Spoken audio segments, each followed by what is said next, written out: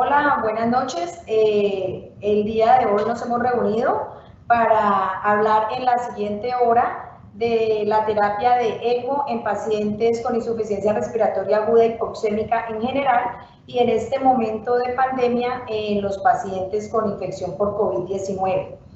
La idea de revisar este tema surgió dado que somos centro de referencia para esta terapia, el doctor Diego Fernando Bautista es nuestro líder en la misma y observamos que muchos de los pacientes que nos comentan, algunos nos los comentan tardíamente y por esa razón se han perdido el beneficio de esta terapia. Por eso hemos decidido revisar el tema y compartirlo con todos ustedes. Gracias por estar aquí. El doctor Diego Fernando Bautista Rincón es médico internista de la Universidad del Cauca, médico intensivista de la Universidad del Valle, hace parte de nuestro equipo hace más de 10 años, se ha capacitado y preparado para la terapia de ECMO en Cleveland, es miembro de la ELSO como institución y como nuestro líder de esta terapia desde hace 4 años largos. La manera como revisaremos la charla, le recibiremos preguntas y al terminar la charla del doctor Diego Fernando daremos respuesta a muchas de ellas. El tiempo no nos va a dar para responderlas todas, sin embargo, durante los días siguientes responderemos a sus preguntas vía mail. Para poder hacer este enlace y poderle responder sus preguntas vía mail, necesitamos que diligencien el formato de manejo de datos que a continuación les compartiremos. Adicionalmente, esta charla estará montada en YouTube posterior a 5 días para que ustedes la puedan replicar o puedan hacer consultas posteriores. Sin más preámbulo, adelante, doctor Diego Fernando Bautista.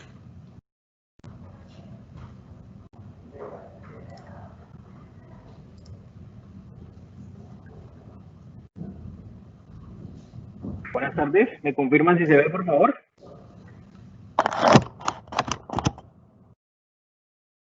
Sí, señor. Bueno, gracias a la doctora María Elena, jefe de la Unidad de Cuidado Intensivo de Adultos de la UCI de la Fundación Valle de Lili, por la oportunidad.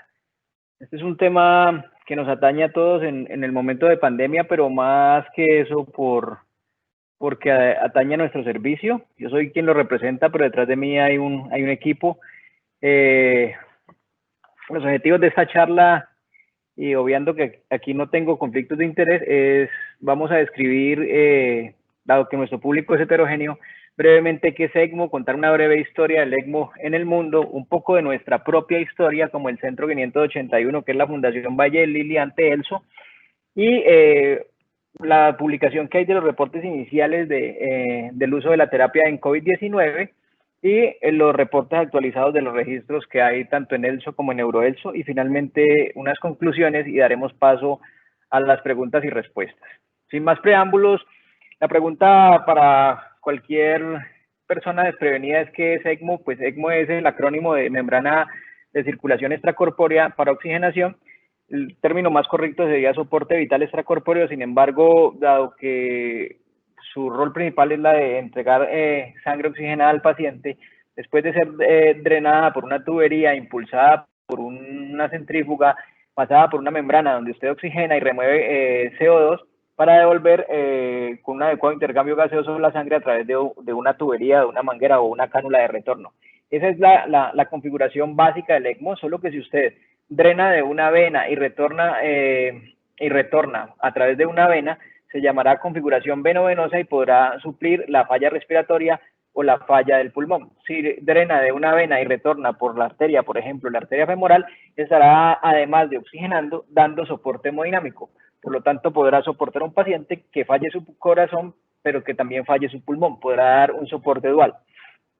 Eso es como en general. Hay distintas consolas. Este es un ejemplo de una consola. Y este es la que usamos en la institución, que es una miniaturización tiene la ventaja de que es portable, se llama el CardioHelp, que muchas de estas herramientas que vimos al principio están compactas. Ejemplo, la centrífuga y la membrana están integradas en este kit. Aquí lo que están observando es estos elementos que una vez decanulamos un paciente, y este es el aparato, el CardioHelp, y además aquí lo ven montado sobre un carrito con un intercambiador de calor. Es muy amigable, podemos ver en la pantalla, podemos ver el flujo que estamos dando, las revoluciones por minuto que hemos programado, las presiones antes de membrana, la caída de presiones tras membrana, y datos muy importantes como la saturación venosa de oxígeno, que es clave pues en la reanimación del paciente, y simplemente manipulando estas variables de revoluciones por minuto y flujo, manipulando también la fracción inspirada de oxígeno que queremos dar y qué tanta remoción de CO2 podemos hacer, podemos manejar el paciente que tenga en este caso una falla respiratoria. En cuanto a la configuración veno-venosa en sí, hay dos maneras de hacerla, que es drenar de la vena cava inferior y devolver la sangre una vez esté oxigenada y depurada de CO2 a través de la vena yugular interna, o se puede usar por una doble canulación por la vena femoral. Una es más ventajosa, que es la configuración A de esta gráfica, que la B, por menos problemas de recirculación. Al contar un poco la historia, pues este es el primer reporte exitoso. Realmente desde que se intentó miniaturizar la máquina corazón-pulmón, que fue creada en 1953, existieron varios intentos fallidos o solo exitosos parciales, pero este es el primer éxito clínico en un paciente con un trauma de tórax. Miren que la membrana que se utilizaba era una membrana bastante grande, conocida como la memoria de Branson. Esto quedó registrado en un artículo clásico en el New England Journal of Medicine, donde se ve como los doctores Donald Hill y Branson están recibiendo la membrana que fue transportada por la Armada para llegar hasta California para soportar este paciente. Y esta niña que observan aquí tenía lo que en el momento Robert Bartlett denominaba una circulación fetal persistente, por lo tanto una hipoxemia que generaba una presión de oxígeno de solo 23 milímetros de mercurio, y fue el primer éxito en un recién nacido. Esta es esta chica después, entre los padres del ECMO, el doctor Theodore Kolobow y el doctor Robert Bartlett. 20 años después, en un encuentro de la ELSO, que es la organización mundial, en donde se registran y se realizan los congresos en relación a la terapia.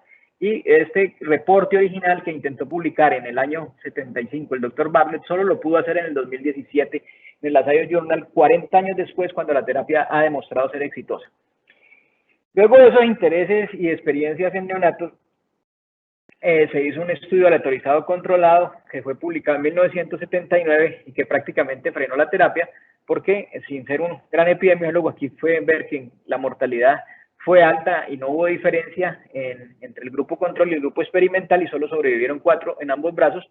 Por lo tanto, el ímpetu de usar el ECMO se frenó.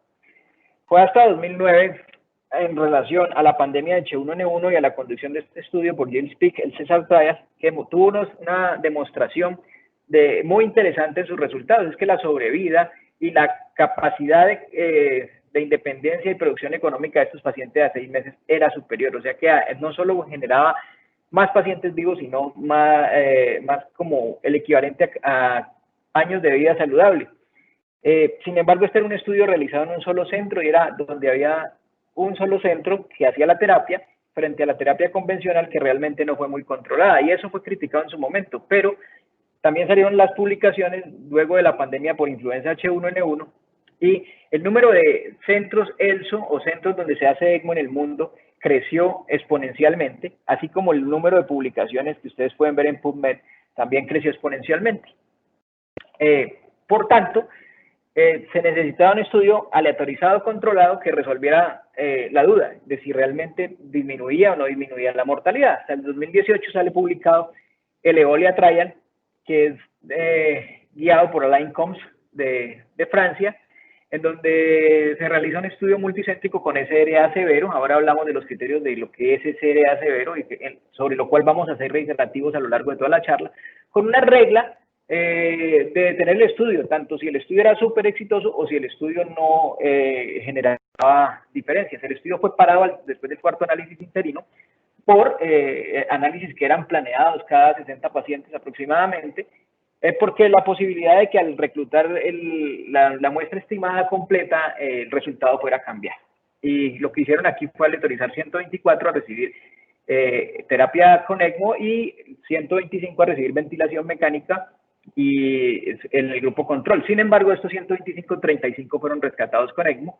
Se incluyeron en el análisis 124 y 125. Los criterios de inclusión era tener una PAFI-O2 como un índice de oxigenación menor de 50 mililitros de mercurio por 3 horas, pero no simplemente tener una PAFI, sino tener una PAFI después de haber utilizado una ventilación mecánica protectora que incluyera la posición prono, la relajación muscular, incluso terapias de rescate como el óxido nítrico, el almitrine, que lo usan los franceses, o tener la misma condición de hipoxemia con una PAFI-O2 menor de 80 mililitros de mercurio por un periodo mayor a 6 horas, a pesar de los mismos criterios descritos previamente, o tener una acidosis respiratoria inmanejable, que resultara además en el intento de dar más volumen minuto en una ventilación injuriosa con una presión plató que superara más de 32 centímetros de agua.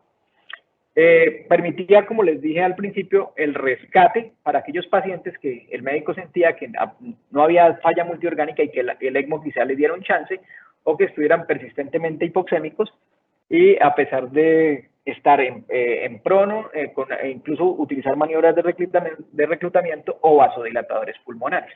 La diferencia en el desenlace primario, que era la mortalidad de 60 días, pues no hubo diferencia, aunque numéricamente ustedes ven que el 35% fue la mortalidad en el grupo control y 46% en el grupo, 35% en el grupo con ventilación y ECMO y 46% en el grupo control. Sin embargo, el desenlace secundario, que era morir o tener que hacer crossover, obviamente sí hubo diferencia en favor del grupo con ECMO. La estancia hospitalaria fue de alrededor de 23 días y en el hospital la mediana fue de 36 días. El uso de posición prono en el grupo control fue elevado alrededor del 90%. Es decir, este estudio superaba las barreras metodológicas que había presentado el César. Numéricamente ustedes pueden ver que sí era diferente, pero estadísticamente no era diferente. Posteriormente, un análisis bayesiano mostró que cuando se usaba ECMO en SDA severo con los criterios de inclusión descritos, existía una posibilidad de salvar 1 de cada 8 pacientes. Pero esto es, además, la alta tasa de entrecruzamiento que hubo, lo que generó la diferencia en el desenlace secundario, era del 28%, 35 pacientes que tenían peor mecánica ventilatoria, es decir, tenían presión plató más elevada, una presión de conducción más elevada, una baja distensibilidad del sistema respiratorio y más infiltrados en la radiografía de tórax. Y que por lo demás habían sido sometidos a más injuria. De esos 35, 9 habían tenido un paro cardíaco, 7 tenían falla ventricular derecha, 11 habían desarrollado falla renal que requería diálisis. Y el ECMO venoarterial, es decir, por falla cardíaca concomitante, fue sometido a 6 pacientes que incluso pues habían sido soportados durante el paro para ser salvados. Si bien este estudio no mostró una diferencia numéricamente mayor en favor del ECMO o estadísticamente diferente, el análisis bayesiano mostraba que sí había diferencia y lo posicionó como una estrategia de rescate en los pacientes severamente hipoxémicos. Nosotros como institución Fundación Valle del Lili no fuimos diferentes en nuestro comportamiento post-pandemia. También hubo un interés en realizar la terapia por los números de sobrevida del 68-71% de las cohortes de H1N1. Entonces, es así como en abril del 2011 hacemos nuestro primer caso, pero estos casos iban marcados por una corta duración de horas de ECMO, porque terminaban en mortalidad. Y así fue ocurriendo. Paralela a esta situación, hacia el año 2013, desarrollamos nuestro programa de trasplante pulmonar, y es cuando vamos a Cleveland a observar cómo es el trasplante pulmonar, y realmente vi muy pocos trasplantes pulmonares porque les iba perfecto, pero sí vi que tenían concomitantemente alrededor de 4 o 5 pacientes en terapia de circulación extracorpórea con ECMO por distintas condiciones respiratorias o cardiovasculares, de donde salió el interés. Y sabiendo que la disfunción primaria del injerto luego de un trasplante pulmonar era una complicación que íbamos a manejar, nos interesamos en la terapia.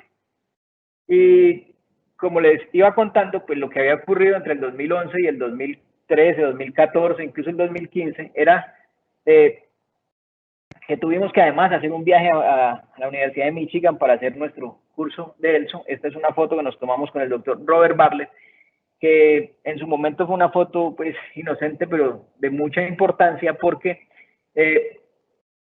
para nosotros representaba que cada que teníamos un paciente conectado a la terapia, los demás clínicos consideraban que era sinónimo de estar muerto. Pero aquí en julio de 2015, después de haber observado en otras clínicas, de haber hecho el curso de ECMO venovenoso, empezamos a comprometernos en el manejo como equipo de este tipo de pacientes que eran sometidos a la terapia.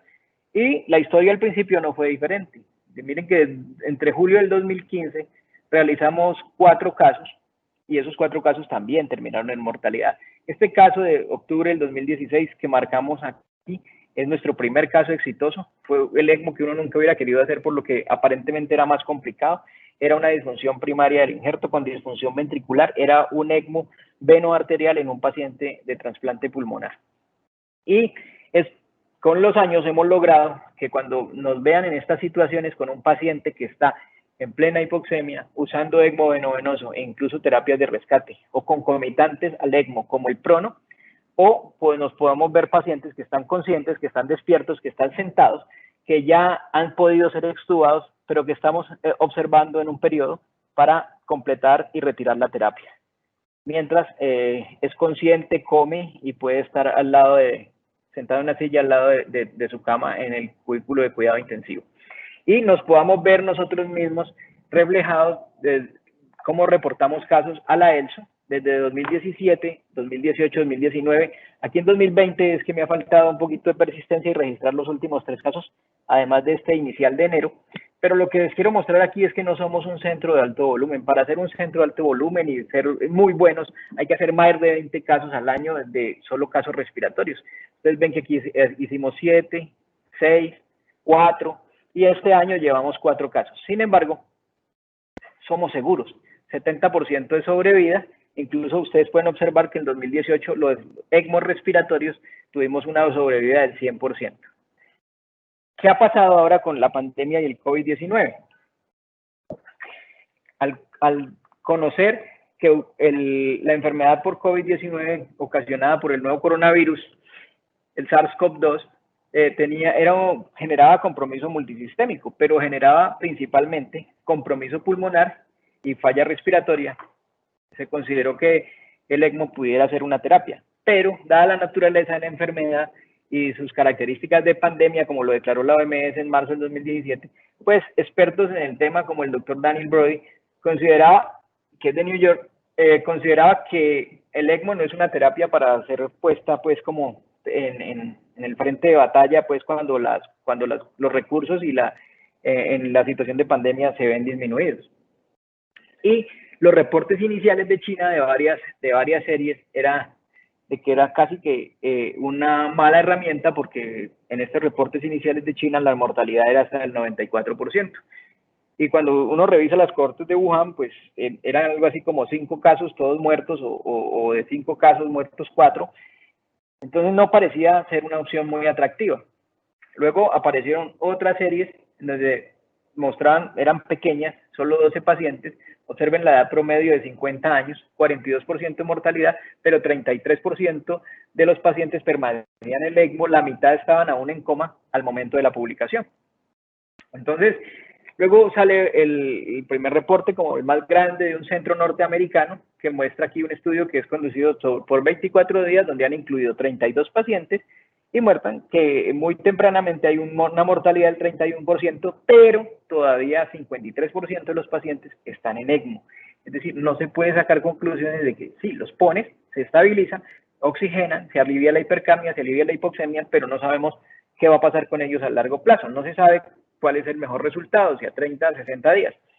Porque 28 días para que una enfermedad que es tan insidiosa pudiera ser no el outcome o el punto de referencia deseado. Posteriormente aparece de China también esta publicación con un total de 40 pacientes. Miren la edad promedio, 65 años, y no hubo mucha diferencia, no hubo diferencia en la mortalidad en la ventilación mecánica o en la ventilación mecánica con ECMO. Lo que sí pueden ver aquí es que el tiempo al cual se acude al ECMO es alrededor de 36 horas en promedio después de ser intubados. Hay una mala mecánica ventilatoria, es decir, muy baja distensibilidad y un severo compromiso de la oxigenación, como lo indica estas PAFIs, alrededor de 60 milímetros de mercurio. Y un uso de prono que es alrededor del 60% en esta población general. La ELSO, como les mencioné, es la organización mundial que digamos, determina políticas, guías, recomendaciones y además donde un centro como nosotros reportamos nuestros casos de forma espontánea, ¿no? Desarrollaron este documento o guía inicial. Nosotros aquí tenemos nuestra carta latinoamericana y colombiana, que es el doctor Leonardo Salazar de Bucaramanga, quien tiene una vasta experiencia, ha sido un apoyo invaluable para nuestra institución y nuestro crecimiento del programa. Participa en esta elaboración inicial junto al doctor Robert Bartlett y otras autoridades como el presidente de la ELSO, el doctor Ollino, el doctor Daniel Brody, Columbia University, y Roberto Loruso de Holanda, por ejemplo. Y ellos dicen, hay que seguir más o menos los mismos criterios de entrada que se utilizaron en el EOLIA, es decir, cuando un paciente tiene una PAFI menor de 150, recomiendan fuertemente utilizar la posición en prono para mejorar la oxigenación del paciente, el bloqueo neuromuscular, una estrategia de alto PIB, considerar los vasodilatadores pulmonares. Y si se cumplen estas condiciones, que son las mismas que eran expresadas en los criterios de inclusión de EOLIA, es decir, tener una PAFI O2 menor de 80 por 6 horas, una PAFI O2 menor de 50 por un espacio superior a 3 horas, o una acidosis respiratoria manejable y que resulte sin una ventilación injuriosa, si no existe una contraindicación para ECMO, pues recomendaban el ECMO. Es decir, los mismos criterios de EOLIA, la ELSO los posicionó para planear la contingencia durante la pandemia. Pero hacen unas recomendaciones muy importantes debido a la complejidad y a que se necesita un entrenamiento del equipo y un conocimiento previo. Pues no recomiendan que centros inexpertos empiecen a iniciar programas durante estos periodos de limitados recursos y donde los esfuerzos tienen que limitarse al cuidado crítico usual para poder atender un gran número de personas. Asimismo recomienda, porque uno de los usos que tiene el ECMO es la reanimación cardiopulmonar con ECMO, es decir, aquellos pacientes que tienen un paro prolongado y van más allá de 15 minutos con bajo flujo, canularlos en paro para rescatarlos. No recomiendan hacer esto por la potencial contaminación del personal y las limitaciones que pueden haber en una situación de emergencia de utilizar los elementos de protección personal. Son como unas recomendaciones claves, sencillas, muy importantes, y se concentren en pacientes jóvenes que no tengan, o que tengan pocas, o que no tengan comorbilidades como la alta prioridad para ellos. Y desaconsejan, porque esto ya se sabe de las cohortes de H1N1 y de los SRA, que aquellos pacientes que tengan más de 7 días de ventilación mecánica no recomiendan que les sea ofrecida la terapia. Sin embargo, puede haber disfunción de otros órganos y la falla renal, la necesidad de diálisis por una falla renal aguda no es un criterio de exclusión. Posteriormente, la ELSO hace unas guías interinas y dice son susceptibles de ser modificadas para la atención de la pandemia y el uso del recurso a lo largo del mundo. Dice, esto tiene que obtenerse los máximos beneficios teniendo en cuenta tanto la seguridad del paciente, la seguridad del staff, la calidad del servicio, el equipo, el personal, tener en cuenta aspectos éticos para poder proveer la terapia. Y dicen, ojo, usted como centro hospitalario, y dan varias como pautas y recomendaciones, dice, si usted como institución hospitalaria, mire, si usted está todavía con una capacidad convencional, es decir, su servicio no se ha visto repleto o no se ha visto, digamos, necesitado de atender este tipo de pacientes, entonces ofrezca como una juiciosa selección del paciente, el ECMO veno-venoso, el ECMO veno-arterial en pacientes con COVID-19 que estén basados en los criterios usuales, que son los criterios de EOLIA.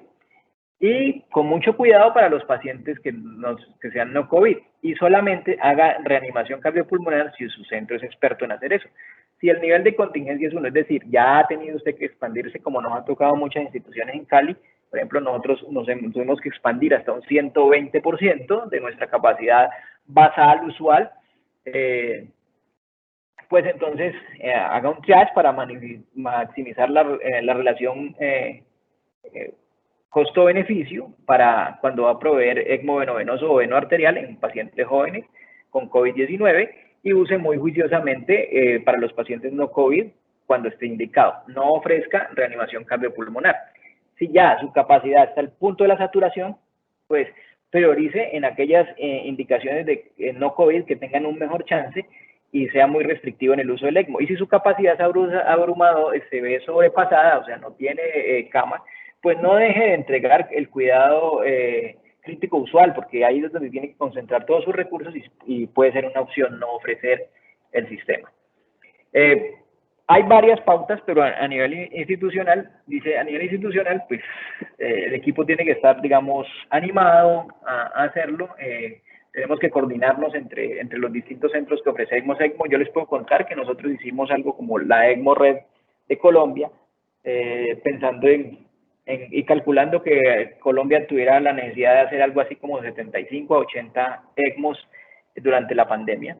Y concentrarnos en que los recursos de ECMO sean usados para los pacientes adultos principalmente y los programas pediátricos en algún momento pudieran ser un soporte para atender adultos. Mantener esa relación de la atención de la enfermera paciente 1 a 1, pero cuando el nivel de contingencia sea el 1 o el 2, es decir, usted ha tenido que expandirse en su capacidad, pues puede hacer un 2-1, o sea, 2 enfermeras para un paciente, pero sí la enfermera que no atiende el ECMO, sí mantenerla 1 a 1, es decir, para poder, digamos, tener un buen servicio y el líder del equipo o la persona más experta pueda flotar para poder resolver urgencias en los distintos pacientes que estén sometidos a la terapia. En esta guía nuevamente se refuerzan los criterios de aquellos pacientes o que son potencialmente seleccionables para la terapia, como aquellos que tienen una PAFI-2 menor de 150, pero tener 149 o 148 no quiere decir que el paciente se deba colocar en la terapia, sino que se debe recomendar muy juiciosamente la utilización de la ventilación mecánica protectora, como lo dice el ARMA Trial, con 6 mililitros por kilo, con un nivel de PIB adecuado, protegiendo de tener una presión meseta excesiva, donde los pacientes van a ser sometidos a pronación, a relajación muscular. Ya, si se cumplen las condiciones anunciadas de forma reiterada, como son PAFI menor de 80 o de 50 por 6, por 3 horas, o acidosis respiratoria y manejable, entonces observar si hay contraindicaciones o no para el ECMO. ¿Qué puede ser una contraindicación? Que la esperanza de vida del sujeto sea pobre porque tiene una neoplasia que no tiene manejo y su expectativa de vida se espera que sea menor de 6 años, o porque tiene una contraindicación para ser anticoagulado, o porque tiene disfunción multiorgánica, por ejemplo. De lo contrario, pues puede utilizar terapias adjuntas. También hacen una recomendación respecto a la canulación. El COVID-19 tiene la tendencia a ser muy protrombótico, entonces las membranas y los circuitos pueden coagularse. Entonces recomiendan grandes cánulas, es decir, drenar con una cánula 23, 25 frames, incluso hasta 29, recomiendan en algunos centros, pero ellos recomiendan una 23 o mayor, y retornar por una cánula pequeña 19 a 23. Pero hacen o recomiendan no practicar la canulación con la cánula de doble luz. La cánula de doble luz es muy interesante.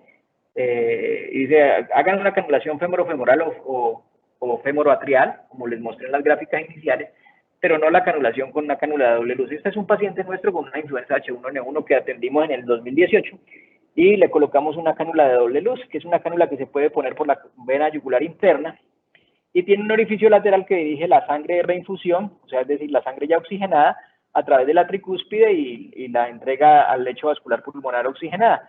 Sin embargo, esta cánula hay que orientarla, hay que posicionarla, porque si no pega contra la válvula tricúspide queda generando turbulencia y recirculación y consume tiempo ubicarla de forma adecuada. Esa es la parte problemática de la cánula. Entonces ellos por eso recomiendan no utilizar esta cánula en la canulación de este tipo de pacientes.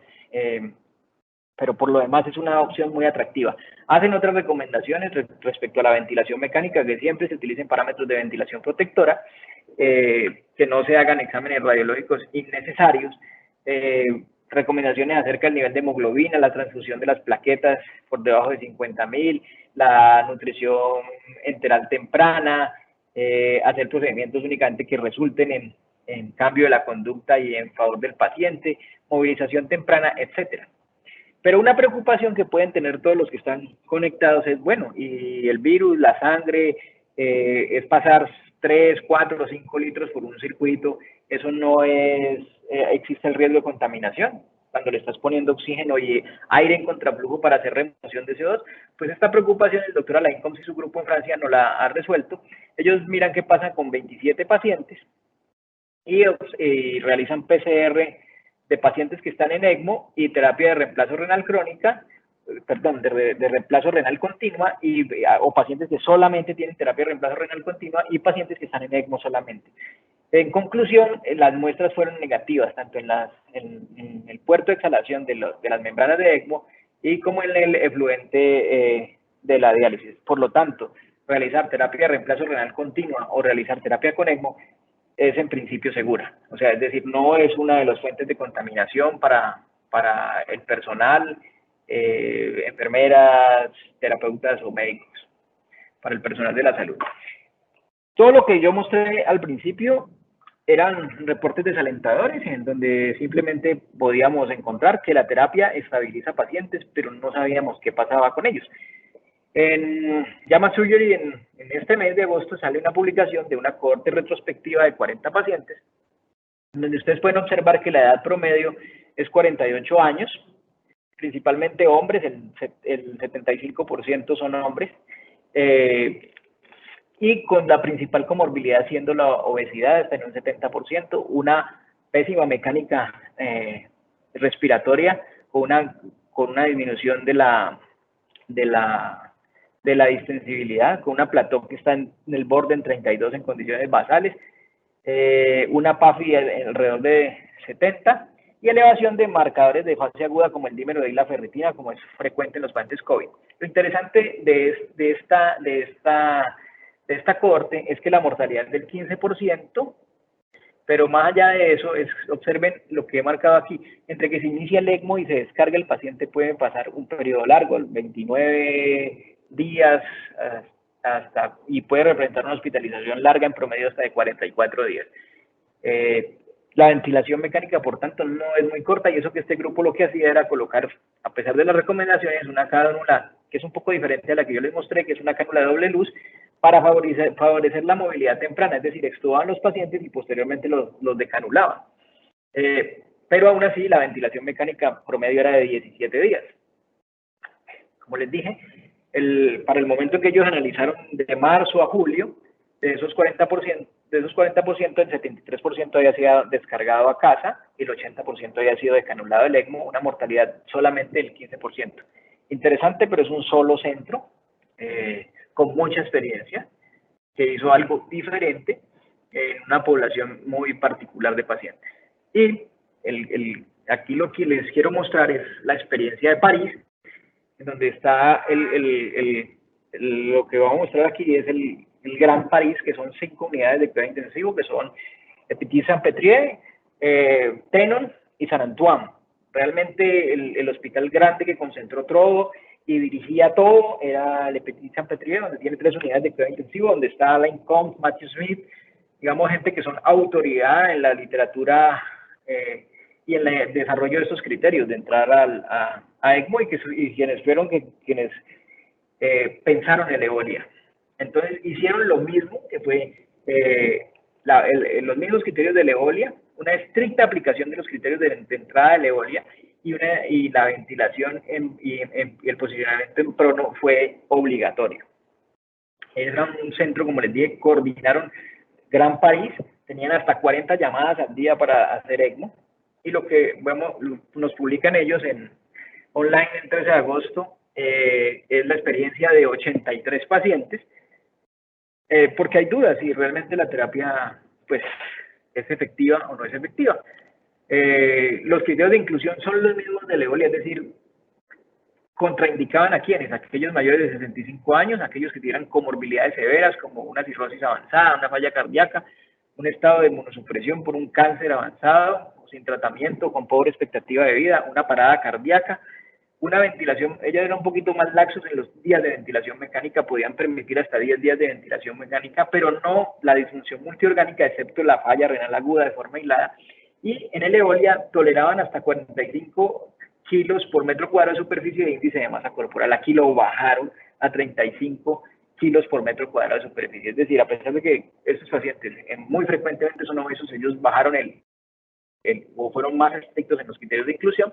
De 492 pacientes que atendieron en el Gran París, en todo lo que es influenciado por la Universidad por la Sorbona, ellos 409 no incluyen en este análisis, incluyen 83 pacientes, 30 mueren, 1 todavía estaba en ECMO al momento de la publicación, 4 en la UCI, pero liberados del ECMO, 48 vivos, pero 14 hospitalizados en un centro de rehabilitación y 34 habían retornado a su hogar. Entonces, veamos un poquito los detalles aquí. La edad promedio, 49 años. El tiempo de inicio de los síntomas a la UCI fue lo que está escrito en todas las cohortes, 7 días, a la intubación 8 días, y de la intubación al ECMO era alrededor del 4.º día.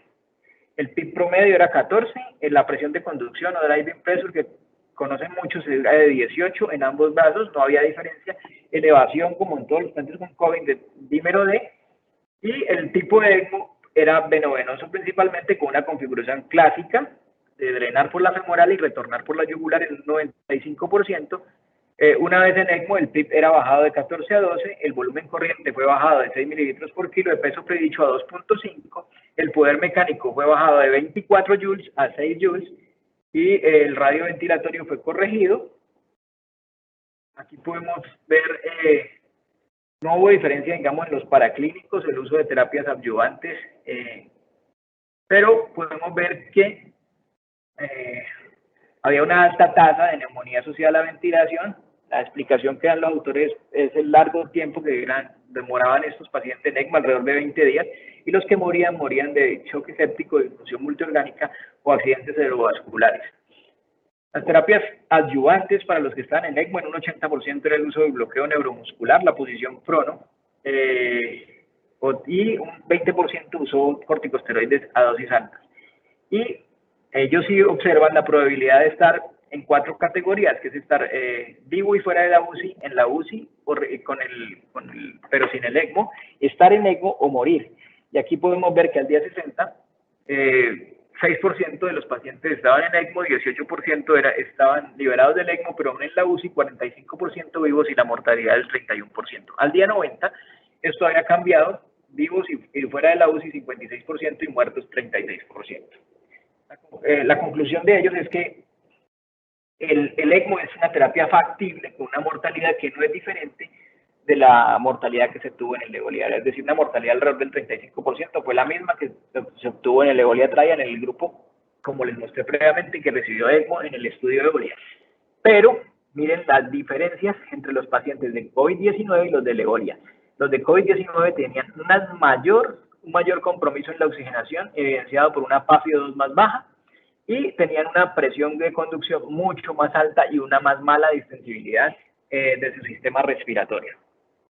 Bueno, el mundo igual hizo la terapia, y este es el reporte. Esto fue publicado ayer en Twitter por el EuroELSO, que reporta de forma independiente. Van 177 centros, han hecho 1.489 run-ins de ECMO, de los cuales 83 todavía continúan los pacientes en la terapia, pero 818 fueron liberados. Principalmente son configuraciones venovenosas, solo 5% venoarteriales, y configuraciones híbridas en un 4%. El promedio de edad de la población de Europa es 52 años. Y este es el reporte de la ELSO, al cual ustedes pueden acceder si se meten a la página. Se han hecho 2.395 casos alrededor del mundo, confirmados como COVID por PCR 2.385, y se han descargado vivos el 54%. Aquí, para mostrar, Latinoamérica ha hecho un total de 114 casos, tipo de soporte respiratorio, es decir, una configuración venovenosa en un 91%, muy parecido a lo que reporta Europa. La edad promedio 48 años, El PIB de esos pacientes al entrar a ECMO era 14. La PAFI también severamente comprometida con 70. Las comorbilidades, pues lo que se espera, obesidad, diabetes, hipertensión, asma. Y aquí, descargados vivos 54%. Y miren, el largo de días en el hospital es 29 días. O sea, son pacientes que están mucho tiempo en promedio hospitalizados. Finalmente, quiero concluir y para que pasemos a la discusión, pues de acuerdo a lo que hemos mostrado aquí, el ECMO venoso es factible, es una opción si aplicamos los criterios estrictos de Levolia, de ser ofrecido a un paciente con esta patología. Reitero, los criterios de entrada para un paciente son los mismos de Levolia. Y una cosa no menos importante, debe ser realizado en centros con experiencia si el paciente no mejora a pesar de un óptimo cuidado. ¿Qué es un óptimo cuidado? Todas las estrategias, todo lo que hace parte del estándar of care de un paciente crítico, pero ventilación mecánica protectora, relajación muscular, posicionamiento en prono, limitación de la presión plató, e incluso utilizar terapias adjuvantes. Esto es, pues, lo que tenía por contarles. Y ahora sí, quisiera ver si podemos ir a la discusión.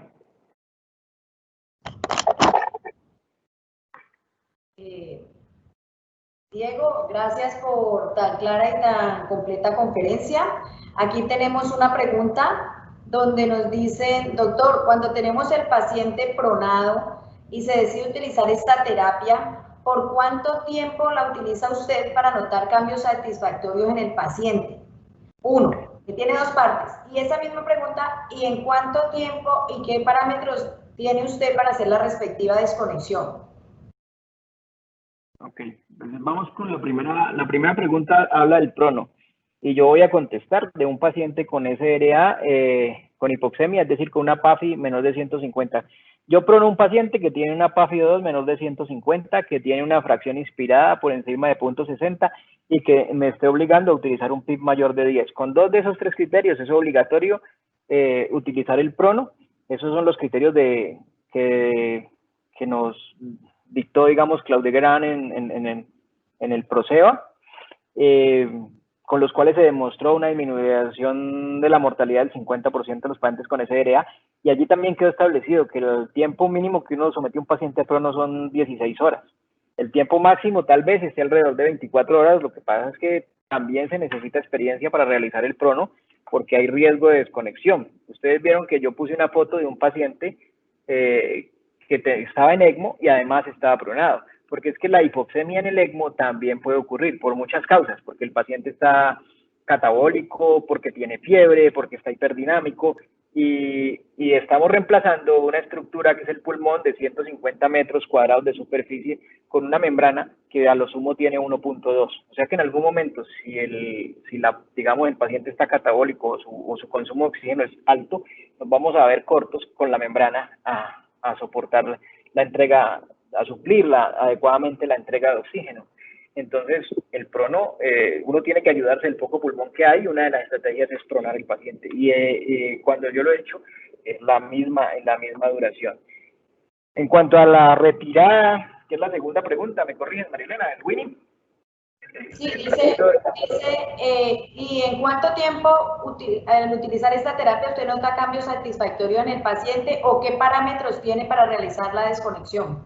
Bueno, uno conecta al paciente a ECMO y tiene que primero llenarse de paciencia, porque la placa no va a cambiar mucho, o sea, uno mejora la placa, pero sí mejora la distensibilidad. Un error que se comete es pretender seguir ventilando el paciente cuando está en ECMO. Lo que hay que hacer es abandonar el ventilador de cierto modo, es decir, bajar parámetros. Ustedes vieron que en el grupo de París, que es el grupo más experto, ellos bajaron de 6, se bajaron a 2.5 por kilo. O sea, no importa que la ventilación minuto se te caiga, porque precisamente de eso se trata, de dejar reposar el pulmón.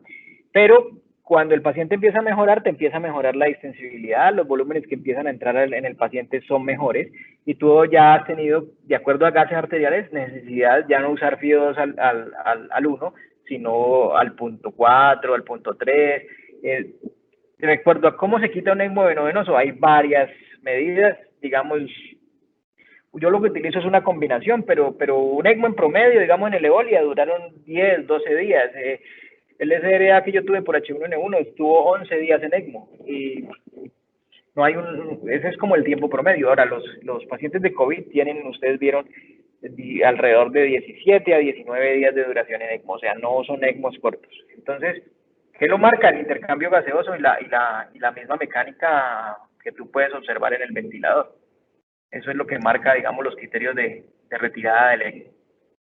Ok, gracias, Diego. Hay otra pregunta. ¿Esta terapia se puede utilizar varias veces en el mismo paciente si éste volviese a recaer? Sí, hay centros que reportan, incluso en la ELSO se pueden meter y reportan 2 runnings, o sea, un paciente se decanula y posteriormente hay que volverlo a conectar. Yo nunca he hecho un segundo running en un paciente, porque generalmente cuando un paciente de estos vuelve a fallar es porque ha entrado en disfunción multiorgánica y no porque la hipoxemia no haya mejorado. O sea, si tienen necesidad de volverlo a conectar por la misma razón, es porque los criterios de retirada no fueron adecuados. Lo que sí puede ocurrir es que tienen necesidad de cambiar el circuito porque la membrana se le agota la vida. Hay varios, digamos, trucos para saber. Pues una es que el intercambio gaseoso no ocurre de forma adecuada y el otro son, por ejemplo, presiones transmembrana y cosas así que te dicen que la membrana no sirve y te ves obligado a cambiar la membrana. Pero sí hay, digamos, en centros de gran experiencia utilizan varios ciclos de, siempre y cuando pues obviamente no exista una contraindicación y exista una razón para seguir adelante. Vale, gracias. Tenemos 130 personas conectadas, hay varias preguntas. Quiero recordarles que vamos a responder algunas en esta discusión, pero el tiempo no nos va a dar para responderlas todas. Es importante que diligencien el formato que está al inicio de preguntas y respuestas, las cuales de manera posterior, vía mail, si nos autorizan, les daremos respuesta a todas ellas. La siguiente pregunta, Diego, es: ¿cuál es el momento ideal de transferir un paciente a un centro con experiencia de ECMO?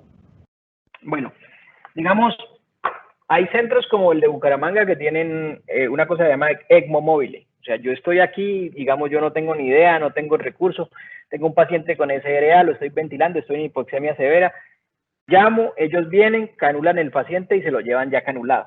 Esa es la estrategia con ECMO móviles. Sin embargo, eso es costoso, no todos los centros lo tienen, digamos, nosotros no tenemos cómo ofrecer ese servicio.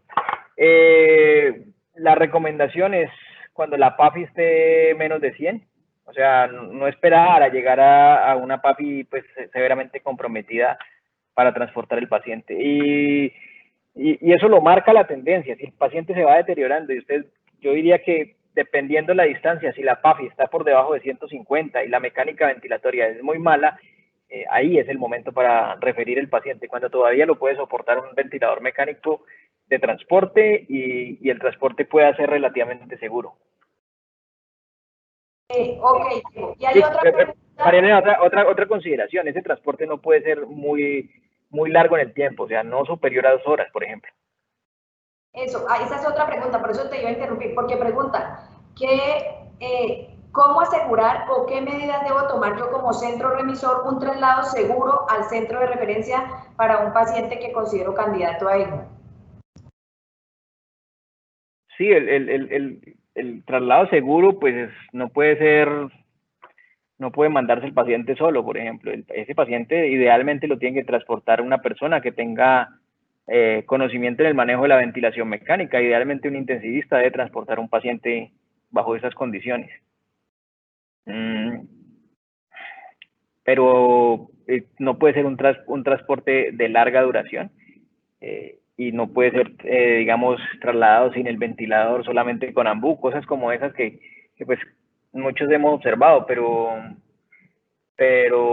pues hay que hacer una lista de chequeo, pero lo más seguro es trasladarlo cuando todavía puede ser soportado con un ventilador de transporte adecuado, no simplemente un ventilador que da presión positiva ya, o solo, por ejemplo, CPAP, o los que tienen algunas ambulancias que son unos ventiladores muy básicos. Tiene que tener un ventilador de transporte en el que puedas monitorear la mecánica y que haya una persona experta para el traslado. Y si las condiciones de traslado no son adecuadas, la mejor opción es que el paciente sea canulado en el sitio y de ahí rescatado. Ok.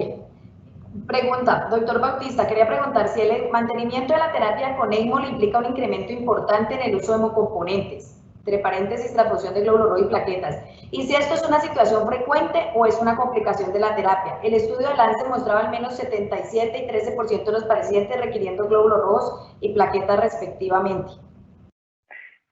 Sí, digamos, cuando uno entra a ECMO, por ejemplo, si es un testigo de Jehová y no se deja transfundir, es una contraindicación relativa, por ejemplo, porque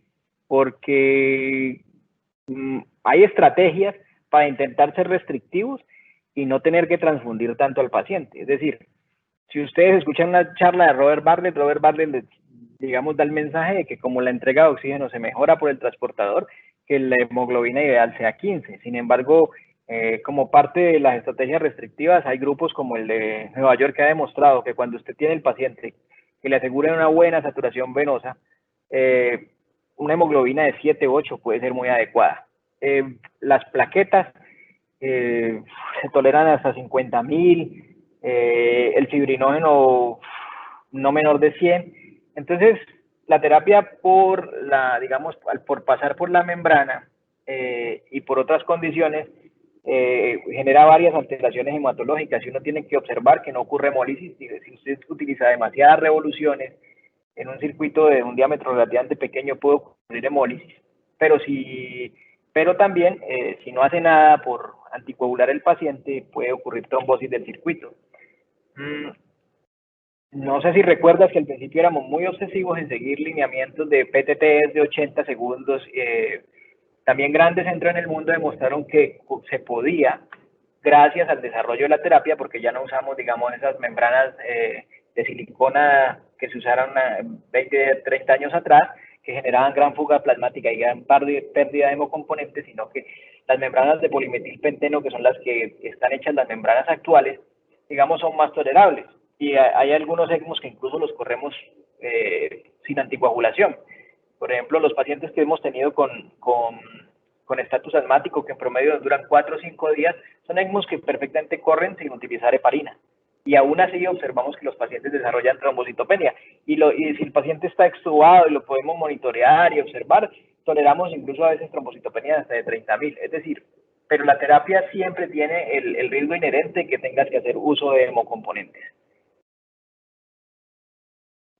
Gracias, Diego. Diego, pregunta. Sí, doctor, buenas noches. Si yo tengo un paciente que es candidato a ECMO, ¿en Cali se ha planeado o existe una red para comentar o referir esos pacientes candidatos a ECMO a la Fundación Valle de Lili? ¿Cuál es el procedimiento que él debe seguir?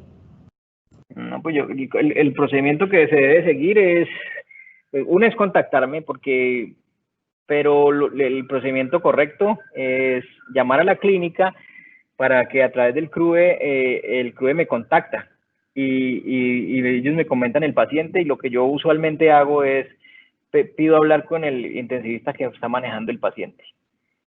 Uno, porque podemos algunas veces brindar apoyo para estabilizar el paciente y dos, para ver si el paciente realmente cumple criterios, porque lo que me ha ocurrido mucho es que me llaman cuando el paciente ya está fuera de ventana.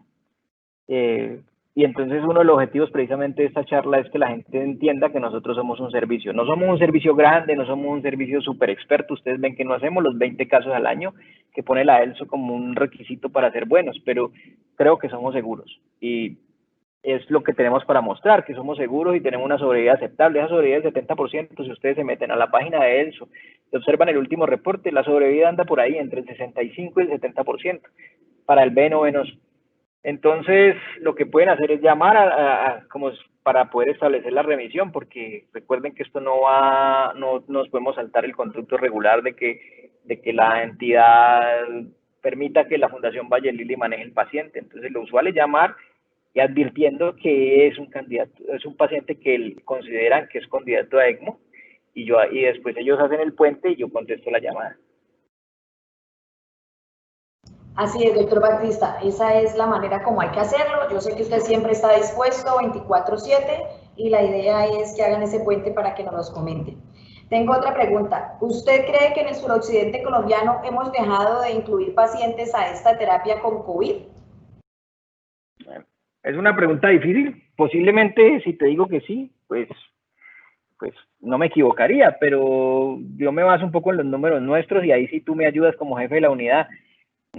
¿Cuántos pacientes llevamos ventilados?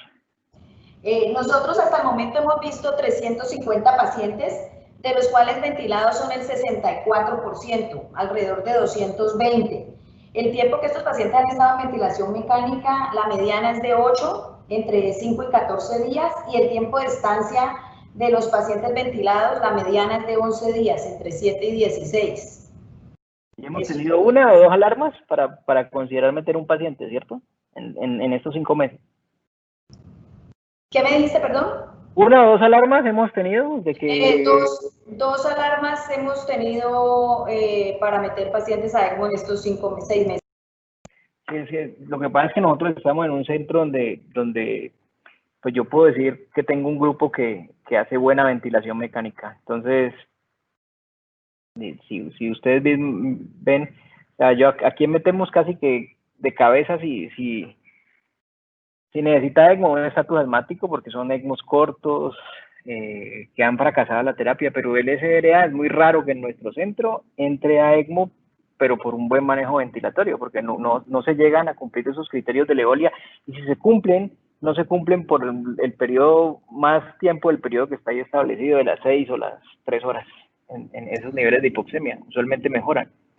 ¿Pero crees que haya pacientes que hayan tenido la necesidad y que nos los hayan comentado tardíamente? Sí, yo creo que pues lo que pasa es que me comentan pacientes que llevan 25 días o 18 días en ventilación mecánica, pero pues no podemos estar ajenos a las recomendaciones que hace ELS, o sea, no pueden ser pacientes de edad avanzada, tienen que ser pacientes relativamente jóvenes. Ustedes vieron que el promedio de edad era 48, 50 años. Es posible que sí, y ahí va el llamado, que no nos quedemos con esos pacientes. Es mejor una falsa alarma y poder ayudar y poder atender a tiempo y estar prestos que digamos, dejar pasar el tiempo. Pero no te podría, por la experiencia nuestra, yo te diría que no hemos dejado de ofrecerle a nadie el servicio. Sabes que hemos estado así pues con las ganas de hacerlo, porque una de las, como complementando la respuesta al que preguntó por las transfusiones, digamos, nosotros entramos mucho en la onda de correr un ECMO venoso cuando le ponemos heparina para buscar PTTs de 40 a 45 segundos. Pero el mismo Alain Combs en Francia hace la recomendación, súbase de 60 a 80 segundos. O si tiene anti-10A, maneje entre 0.3 y 0.5. O sea, el COVID hay que manejarlo con un objetivo más alto de anticoagulación. Yo nunca he tenido una trombosis de un circuito venoso. Y obvio, meter un COVID me da cierto temor por eso, pero porque me va a cambiar un poco la forma en que trabajamos usualmente. Pero si hay que hacerlo, hay que hacerlo. Y si hay que cambiar una membrana, tendremos que evaluar cambiar una membrana. Ok, aquí tengo otra pregunta, dame un segundo. ¿Cómo explica usted la gran diferencia en el número de pacientes en ECMO entre las pandemias de influenza y la actual pandemia de SARS-CoV-2?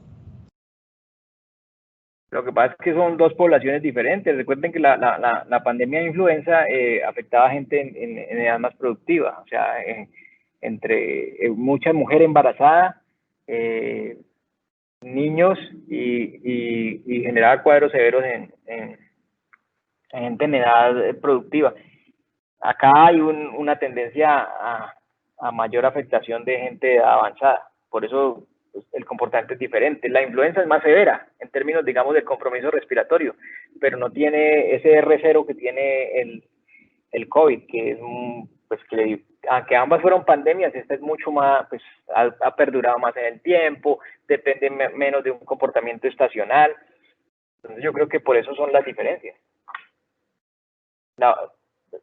Seguimos sin vacuna. Ok, gracias. ¿Cómo se asume el reto del tiempo y dosis de sedación y relajación en estos pacientes que se encuentran con alto consumo de sedantes? Es una pregunta súper difícil porque yo lo que he hecho, digamos, y el grupo lo sabe, es extrapolar lo que hago en ECMO al COVID. Es decir, ustedes veían esas sedaciones que yo hacía en los pacientes de ECMO que eran ketamina e hidromorfona, nada que ver con lo clásico de midazolam fentanil. ¿Por qué? Porque la membrana me generaba que, digamos, por cuestiones de hipofilicidad y solubilidad de los sedantes clásicos, que pues que llegara un momento en que no me sirvieran. Pero en estos pacientes hemos tenido que acudir a este tipo de, digamos, de esquemas de sedación alterna. Uno, porque son pacientes obesos y ustedes saben que los sedantes clásicos se acumulan y generan como un segundo, un tercer compartimento por el efecto de la grasa. Y dos, porque empezamos a padecer lo que ha padecido todo el mundo, que es que los medicamentos se están agotando. Entonces, ustedes recuerdan que yo antes ventilaba un SDA y no me bajaba de cisatracurio porque la fácil reversión, pensar en la miopatía, los estudios Acurasis y el Rawson con cisatracurio. Pero pasamos después a becuronio y después a preguntarnos cómo es que se usa el rocuronio en infusión, porque no lo habíamos hecho. En 10 años nunca habíamos usado rocuronio en infusión, en 10 años que yo tengo en esta institución, y terminamos en eso porque se nos acabó los sedantes. ¿Cuánto tiempo? No, yo creo que el tiempo lo marca el paciente.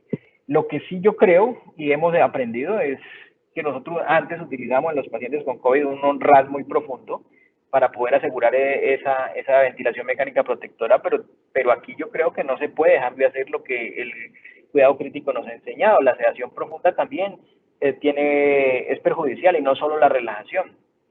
Entonces siempre tratamos de evaluar, de bajar dosis, de reevaluar si el paciente puede estar bien sincrónico en la ventilación mecánica con niveles de RAS mucho más superficiales. Hemos aprendido a combinar y hacer otras estrategias de manejo, incluso utilizar sedación oral en el momento que sea oportuno. Eso es cuestionable, no está muy validado, pero digamos que hace parte de ser recursivos en los momentos de pandemia. Pero el tiempo exacto de que yo voy a usar un hipnótico o un opioide o un relajante muscular, no, porque lo marca es la evolución del paciente. Ahora, la recomendación inicial de cuánto tiempo relajar un paciente son 48 horas, eso no cambia. Que a veces uno se ve obligado a prolongarlo un poco más, pero la recomendación estándar es 48 horas, es lo que ha demostrado disminución de la mortalidad. Esa era otra pregunta que te habían hecho, pero ya la respondiste, el tiempo de relajación neuromuscular. Hay otra pregunta, Diego. ¿Se sabe algo de los desenlaces luego de canulación de ECMO por COVID? ¿Estos pacientes tienen mayor riesgo de fibrosis pulmonar que aquellos que no requirieron ECMO? Digamos, en respuestas de función pulmonar yo no conozco todavía. El reporte más grande con mayor seguimiento es el estudio de Alain Combs y Matthew Smith que acabo de mostrar, que ustedes vieron que mostraba un desenlace a 60-90 días, distinto de esas series que mostraban 28 días o 24 días. Este es el estudio que hasta ahora publica los resultados más largos. Y lo que se sabe es que algunos pueden ir a casa. ¿Pero con qué función pulmonar? No. Pero miren que no es despreciable, son alrededor de 34 fueron a casa y 14 están en centros de rehabilitación. Esos 14 deben tener algún compromiso de la función pulmonar o un severo desacondicionamiento físico. ¿Cuándo? Antes de 6 meses creo que no vamos a tener datos o sea, faltan datos de esa cohorte de pacientes en un seguimiento más largo, pero no tengo un dato exacto porque la literatura no se ha producido. Ok, nos preguntan también si se sabe algo de los desenlaces, cuál es la posibilidad de vida para un paciente que logre una rehabilitación con ECMO. ¿Posibilidad de vida? Sí, pero con COVID en general. Buenas noches, ¿cuál es la posibilidad de vida para un paciente que logre una rehabilitación? Me imagino que de sobrevida. No, la posibilidad de sobrevida es total. O sea, si el paciente es bien escogido, o sea, nosotros tenemos pacientes que hemos escogido que todavía vemos del año 2016 y están en perfectas condiciones. Pero no, digamos, nuestro sistema nos permite hacer un seguimiento a largo plazo de esos casos individuales, pero un paciente bien escogido con una patología reversible, o sea, una de las condiciones para meter un paciente a ECMO es que la patología que lo tiene con compromiso del intercambio gaseoso sea reversible, es decir, no será diferente que la neumonía se cure o que, digamos, el broncoespasmo pase, o que lo que más nosotros tenemos experiencia, que es la inflamación y el edema post-trasplante, que es conocido como disfunción primaria de un injerto pulmonar, pase. Si la condición es reversible, el paciente es buen candidato y el chance de sobrevida es total. Ahora, si alguien lee el estudio que yo mostré de la serie de París, ahí hay un ítem que se llama REDS Score. El REDS Score ha sido desarrollado también por el grupo de París y validado de forma retrospectiva contra una década de la cohorte de ENSO. Cuando esos REDS Score son positivos, la posibilidad de sobrevida es mayor. Allí ustedes vieron que el REDS Score era 4.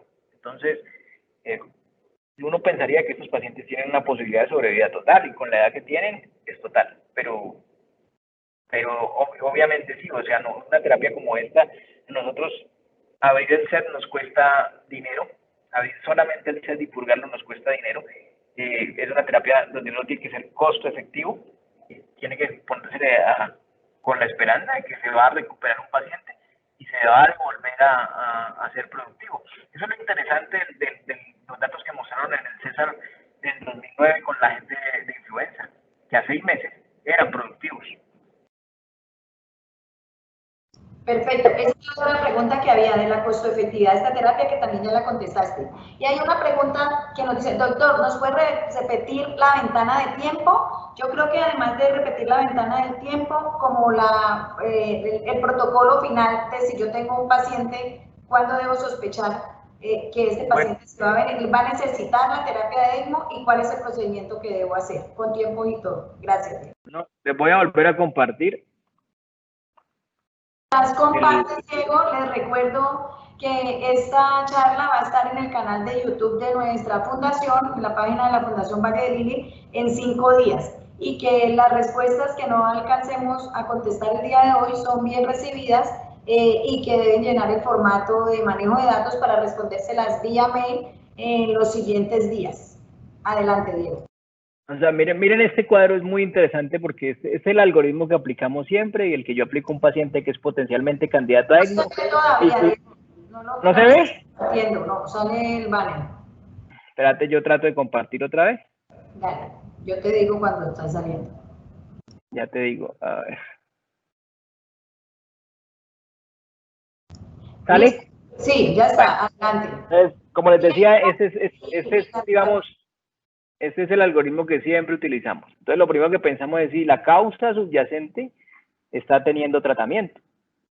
Por ejemplo, yo recuerdo alguna vez me llamaron por una paciente que tenía un pulmón blanco y lo que tenía era un pie diabético. Le mandamos a amputar su pie diabético y el SRA resolvió y no tuvimos que entrar a ECMO, a pesar de que tenía por gases criterios de entrar a ECMO. Si tiene una ventilación protectora estándar, como lo dice el ARMA trial, o sea, 6 mililitros por kilo, una titulación de PIP adecuada, una relajación muscular y un posicionamiento en prono. Entonces, lo que se hace es ver si la PAFI es menor de 150. Si la PAFI es menor de 150, hay que pronar al paciente, relajarlo y utilizar un nivel de PIP alto, pero eso es variable paciente a paciente. Digamos, en los pacientes con COVID, dependiendo de su tiempo de evolución, el PIP alto a veces puede ser contraproducente, sobredistenderlos y empeorar la hipoxemia. Entonces, yo diría que un PIP adecuado. Y si se cumplen estas condiciones de PAFI menor de 80 por más de 6 horas o menor de 50 por más de 3 horas o acidosis respiratoria inmanejable, pero todas estas condiciones, que son los criterios de entrada de Leolia, son dentro de los 7 días de ventilación mecánica. O sea, yo no me podría dar ese lujo que se da a la INCOMS de Petit-Saint-Pétri de decir hasta 10 días. Ellos son un grupo experto. Alguna vez a mí me remitieron un paciente que tenía 8 días de ventilación mecánica. Yo no tengo experiencia en manejar pacientes con más de 8 días de ventilación mecánica. ¿Yo qué hice? Yo lo refería a Bucaramanga. Ellos tienen más experiencia. El paciente quedó como 3 meses en ECMO. Entonces, la ventana con nosotros son 7 días. O sea, 7 días cumpliendo todos estos criterios. Y esos criterios también incluyen a veces el balance acumulado. Si el paciente ya está reanimado y tiene un exceso de líquidos, forzar diuresis o hemofiltrarlo es una alternativa antes de entrar a ECMO. Entonces, debe cumplir estas condiciones tanto de mecánica pulmonar como de intercambio gaseoso pero el tiempo de ventana son 7 días de ventilación mecánica. En este momento de pandemia, de teleconsultas, de telemedicina, ¿tienen ustedes la posibilidad de comentar pacientes por este medio en el cual ustedes nos apoyen previo a la terapia de ECMO y definir el momento ideal para ella? La respuesta es sí, pero ahí sí tú nos orientas mejor o no o hacemos o que la persona que esté o el centro que esté interesado no sé, se contacte con María Fernanda Escobar, no sé ahí cuál es. Yo creo que tú tienes más herramientas para responder esa pregunta. Perfecto, nosotros hemos hecho convenios con muchas instituciones, no, en Buenaventura, en Popayán, no recuerdo, en el eje cafetero, en las cuales hacemos telemedicina y teleconsulta para estos pacientes, en el cual el apoyo es, uno es el doctor Diego Fernando Bautista, la otra la doctora Mónica Vargas, donde hemos compartido parte de teleeducación y en el cual podemos hacer este apoyo. Sin embargo, con los que no hay convenio, creo que también podemos hacer esta teleconsulta, lo averiguaremos mejor, pero es la manera como podemos darle apoyo previo o a los 7 días para estar en contacto y definir en qué momento es el momento de transferirlo a nuestra institución y no a perdernos de esta terapia en caso necesario. Doctor, ¿por medio de qué indicadores miden la seguridad y efectividad de la terapia ECMO? Bueno, ustedes vieron que nosotros autorreportamos a la ELSU. Entonces, en la primera, digamos, seguridad es nosotros mismos, o sea, de reportar de forma responsable cada ECMO que se corre. Entonces, allí, obviamente, hay la oportunidad de poner, primero, cuál es la indicación de entrar. Segundo, cuánto tiempo duró y el desenlace que tiene el paciente. Si el paciente muere o sobrevive, si es decanulado, y cuando es decanulado, si es trasladado a un piso, a un centro de rehabilitación o a su casa. Y además hay la oportunidad de marcar si hay complicaciones. Esas complicaciones van como la isquemia del miembro inferior, el sangrado, la necesidad de transfusión de hemoderivados, infección del circuito. Entonces, digamos, nosotros tenemos un control reportando de forma, cuando la institución a través de la dirección médica ha hecho el esfuerzo y nos financia pues la membresía de ELSO y la oportunidad de registrar nuestros pacientes allí. Entonces, ese es uno de los indicadores y los otros indicadores son los indicadores de la UCI, pues, de tiempo de ventilación mecánica, está tiempo en UCI, tiempo libre de disfunción de órganos, es digamos la manera de medirlo. La sobrevida a 28 días. Listo, doctor Bautista. Por tiempo es la hora de que ya cerremos. Quedan preguntas en el chat, las cuales, como les dije, se diligenciaron en el formato inicial. Les haremos llegar la respuesta a vuelta de correo. Te dejo para que finalices, Diego. Gracias. Sí, quiero compartir finalmente, no sé por qué las últimas 2 diapositivas no me salieron, o no las mostré, creí que había acabado y no las mostré. Pero, pues por una parte, así nos encuentran, si se meten a la página de ELSO, buscan en el directorio, buscan Colombia, Cali, así nos encuentran. Aquí está mi teléfono y así nos encuentran. Y esta es una foto, pues no estamos todos, pero digamos de alguna manera es representativa de lo que hay detrás de lo que yo les estoy hablando, que es un grupo donde yo apenas hago una parte, la parte, digamos, es la unión del esfuerzo de todos, o sea, no es una sola persona. En esta foto estamos con Leonardo Salazar, quien nos había hecho un taller de canulación. Esto, como nosotros hacemos un número bajo de casos, estamos obligados a revisar los casos que digamos potencialmente pudieron entrar y no entraron. Es un ejercicio académico, es un ejercicio de reentrenamiento, pero está pues los perfusionistas, está nuestro cirujano de tórax, quienes hacen las canulaciones, está nuestro grupo de enfermería y terapia respiratoria que son invaluables, y obviamente pues los médicos que tratamos de coordinar la terapia. Entonces, una oportunidad para un agradecimiento a todo el personal, digamos, que me aguanta detrás de esto y a la institución por el soporte que nos ha dado, por crecer un bonito programa, porque ustedes saben que esto no es solamente lo que anulamos, lo metimos, sino que conlleva una carga emocional muy importante por los resultados y las circunstancias en que uno usualmente somete a estos pacientes a la terapia. Y agradecer y el tiempo que la gente, a pesar de pues, el horario y la espera pues por 1 hora y media conectados. Muchas gracias.